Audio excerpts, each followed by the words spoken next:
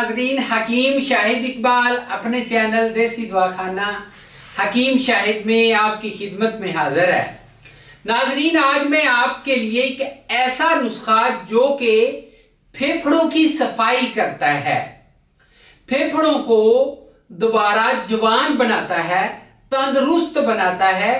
खांसी आती हो, नजला हो, पुराने से पुराना केरा हो, या फिर इसके अलावा आपके फेफड़े जो हैं वो मुकम्मल तौर पे खत्म हो चुके हैं, या फिर आपके फेफड़े जो हैं सही तरीके से काम नहीं करते, आपको चलते फिरते सांस चढ़ जाता है, थकावट हो जाती है, असाबी और असबी कमजोरी हो जाती है।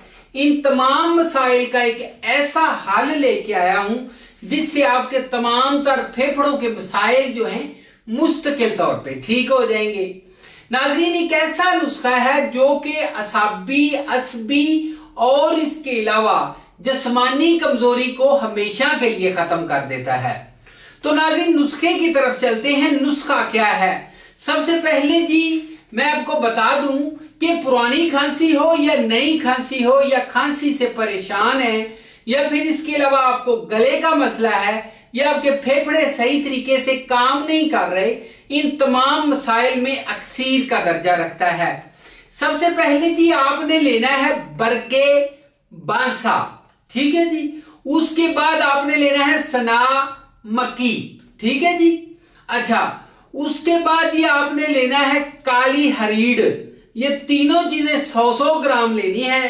साथ में गुल सुरख जो है 100 ग्राम, मिश्री 50 ग्राम, उसके बाद सुंड जो है 30 ग्राम, और देसी बादाम जो है 100 ग्राम आपने लेके इनका आपने जी पाउडर बना लेना है।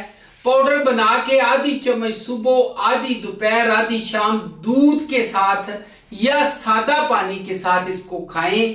बच्चे, बूढ़े, औरतें सब खा सकते हैं। बच्चे सिर्फ एक चुटकी खाएं पानी के साथ सुबह शाम, ठीक है जी।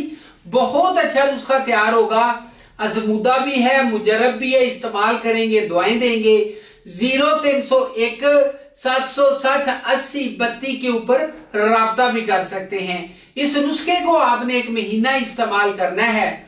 और इसके अलावा नाजरीन, कोई भी मालूमात लेनी हो राब्ता कर सकते हैं।